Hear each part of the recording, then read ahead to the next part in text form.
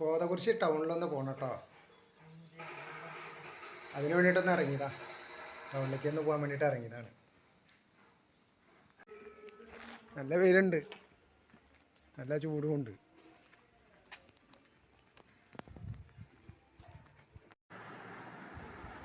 അങ്ങനെ ടൗണ് പോയി വന്നതിൻ്റെ ശേഷം ആൾ നല്ല ഭക്ഷണമൊക്കെ റെഡിയാക്കി വെച്ചിട്ടുണ്ടാവും. എനിക്കാണെന്ന് വെച്ചാൽ നേരം വൈകി വരാൻ വേണ്ടിയിട്ട്. ഉച്ചയായി, നല്ല വെയിലുണ്ടായിരുന്നു, നല്ല ചൂടുണ്ടായിരുന്നു.